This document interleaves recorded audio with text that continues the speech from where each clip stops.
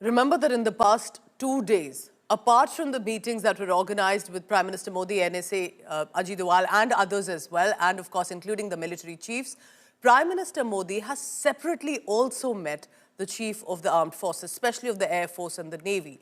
The message is clear, India is ready. It will be, of course, the timing that India decides. A special report on that.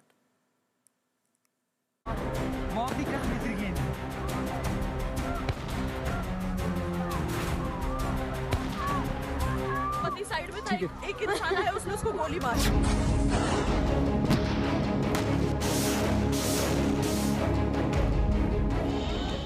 After the Pahalgam terror attack, India is battle ready, with not so subtle message on its preparedness apart from diplomatic and economic offensive.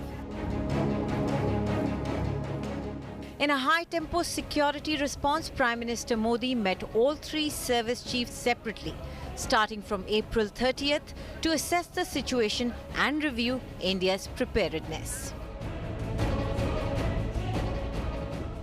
India's apex defence research body, DRDO, successfully conducted maiden flight trials of a stratospheric airship platform. The game-changing reconnaissance airship soared at a staggering 17 kilometers above Earth and stayed afloat for 62 minutes, marking a breakthrough in India's surveillance capabilities in the skies. Only a handful of nations possess such advanced technology, that too indigenous. Whatever changes are taking place on ground in the troposphere, whether it's very cloudy or it's raining or the vision is blocked from the stratosphere or from 55,000 feet altitude, you can keep a hawk eye on development. Your radars on ground have a limited range. Last month, the Indian Air Force launched Exercise Akraman, a display of precision and dominance. Meanwhile, the IAF continues combat readiness drills with its Rafale fleet and support squadrons carrying out high-intensity exercises and landing on expressway in UP's Shahjahanpur.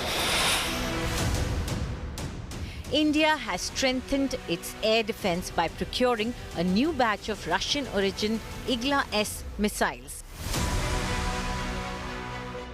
These shoulder-fired systems are designed to neutralize low-flying enemy aircraft, drones and helicopters with accuracy.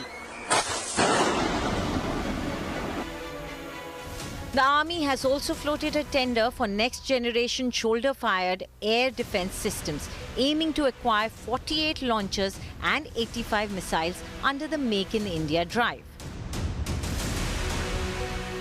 The Indian Navy has tested missiles from INS Surat, signalling full-spectrum readiness at sea. These drills are part of a coordinated military posture in response to regional threats. The forces are also keeping the border under never-before surveillance.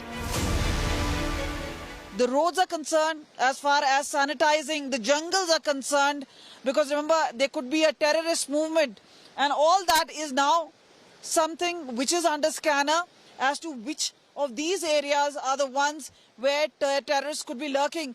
But definitely, this is an area domination exercise which is currently going on, and moving very tactically in these particular areas are our brave Jawans. This route has also seen a lot of infiltrations in and around.